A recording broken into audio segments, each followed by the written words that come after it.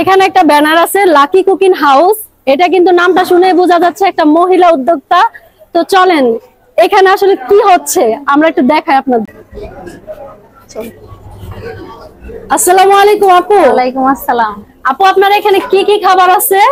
আমাদের এখানে সিডা রুটি আছে, হাঁসের মাংস আছে, গরুর কালো বোনা আছে, চাউলের রুটি আছে, বোনা খিচুড়ি আছে, তারপরে মাশাআল্লাহ মাশাআল্লাহ। পানি সাপটা পিঠা, মাংস পিঠা, চিতই পিঠা, মানে শীতের আইটেম সব পিঠা পাওয়া যায়, আবার নানান রকমের ভর্তা পাওয়া যায়। আচ্ছা আপু এখনো তো শীত আসে নাই, শীতের আগে এত সুন্দর সুন্দর খাবার, শীতের পিঠা সবকিছু কেন? আমাদের এগুলা শীত লাগে না, সব সময় খায় আমাদের কাস্টমাররা, সব সময় এখানে মানে সিডা রুটি আর চাউলের রুটি সব সময় আছে আর সব সময় থাকে। আচ্ছা আমি কিন্তু এই ছিটা রুটিটা মানে অনলাইনে অনেক দেখছি, কিন্তু আমার এখনো খাওয়া হয়নি, ফার্স্ট টাইম ট্রাই করব। তারপর হচ্ছে হাঁসের মাংস কোথায়? এই যে সবাই তো শাকিলা আর হাঁসের মাংসের জন্য দৌড়ে যান, অবশ্যই আমাদের ভিডিওটা দেখে এখানে আসবেন লাকি কুকিং হাউস। এখানে এসে অন্তত একটু খাবেন, খাইয়া দেখবেন শাকিলারে ফেল করে কিনা।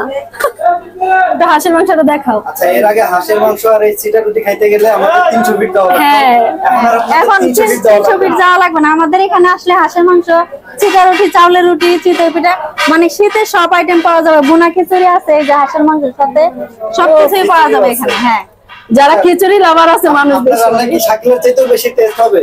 অবশ্যই খাইলে বুঝতে পারবেন যে কতটা ভালো হয়, না খাইলে তার বোঝা যাবে না। আপনারা আসবেন, আসলে বুঝতে পারবেন যে কথা বলি এরকম হয়। হ্যাঁ শুধু এখানকার খাবার আর যেগুলো খাবার ভালো ওইগুলো কিন্তু নাম ডাকে উঠে না, যেগুলো খাবার মানে আইসা টেস্ট করতে হবে, দেখতে হবে আসলে খাবারটা কেমন। আচ্ছা আপু আমাদের যারা দর্শক আছে আমাদের ভিডিও দেখে আসবে, তারা কিভাবে আসবে আপনাদের এখানে? আমাদের এখানে আসলে আমাদের লোকেশন হচ্ছে Gazipur, Sreepur, Sultan market, Shardaganj, food village.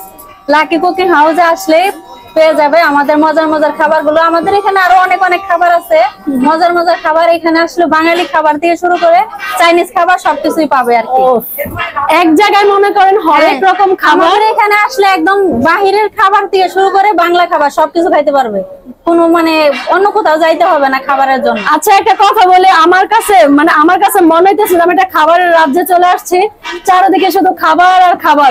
যাই দেখি মানে আমি অবাক হয়ে যাইতেছি, আমি কোনটা রেখে কোনটা খাবো। একটা আছে না মানুষ যে খাবারের একটা, ওই যে আমি একটা কথা বলি, আরেকটা কথা মনে পড়ছে যে দত্ত দেখতাম, হ্যাঁ আলাদিনের একটা দত্ত, অনেক খাবার সামনে দেয় কিন্তু খাইতে পারে না। এখন আমার দোষ হয়েছে এরকম, মানে আমার সামনে খাবার আছে কিন্তু আমি খাইতে পারতাছি না, কারণ আমার এত খাবার খাইছি আমার পেট লোড।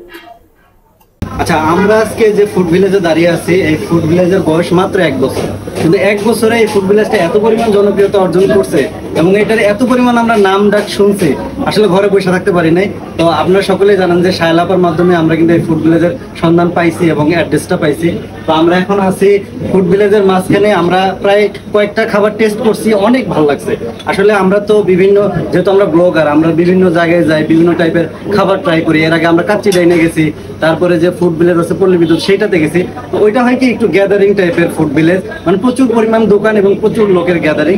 তো ওইটার থেকে যারা একটু মনোরম পরিবেশ চান, গ্যাদারিং মুক্ত পরিবেশ চান, নিরিবিলি পরিবেশ, তারা চাইলে এখানে আসতে পারেন। কেননা এখানের যে পরিবেশ আমরা পুরোটা আমাদের ব্লগে তুলে ধরবো, আপনারা দেখলে বুঝতে পারবেন।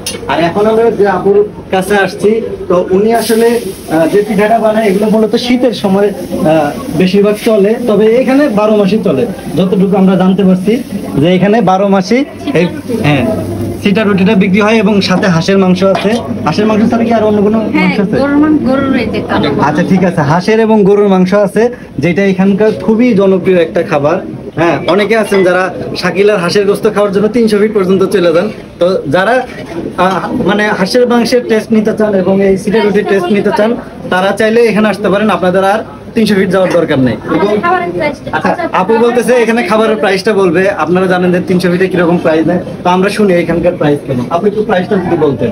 আমাদের খাবারের প্রাইস হচ্ছে হাঁসের মাংস 250 টাকা, গরুর হাফ 250, ফুল হইছে 350, ফুলি আর কি 250, হাফ 150, আর কালো ভুনা 300, আর 150। আর আপনার 100 টাকারও খাইতে পারবে। আমাদের এখানে কোনো না, সিডা রুটি সবাই 20 টাকা করে বিক্রি করে, আমরা 10 টাকা করে বিক্রি করি। চালের রুটিও 10 টাকায়, মানে আমরা বেশি রাখি না, কমই রাখি সবসময়, মানে একেবারে রিজনেবল প্রাইসে গাইস পেট ভরে খাবার একদম রিজনেবল প্রাইস। জানেন যে 300 ফিটে কিন্তু ভাড়া দিয়ে যাইতো খরচ, আবার ওইখানে কিন্তু খাবারের দামও মোটামুটি অনেক বেশি। কিন্তু আমরা এখানে যতগুলা রেস্টুরেন্টে ঢুকছি এবং খাবারের দামগুলো কিন্তু আপনাদেরকে বলে দিচ্ছি, যাতে করে আপনারা প্রতারিত শিকার না হন এবং সেই সাথে আপনারা যেন একদম রিয়েল একটা টেস্ট পান। এই জন্য মূলত আমাদের এখানে আসা।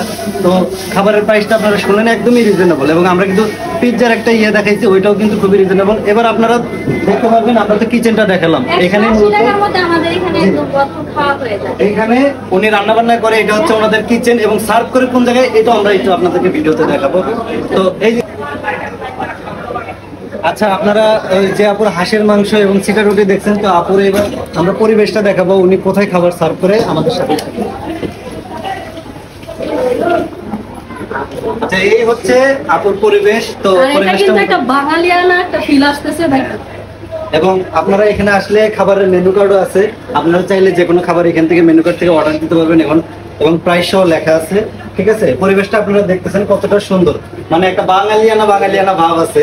ঠিক আছে, তো এত সুন্দর মনোরম পরিবেশে আসলে খাবার খাইতে পাইরা আমাদের নিজেরও খুব ভালো লাগতেছে, কারণ আমরা এখানে খাবারটা টেস্ট করব, টেস্ট করে আপনাদেরকে রিভিউ দেওয়ার ট্রাই করবো যে এখানে খাবারের মানটা কেমন।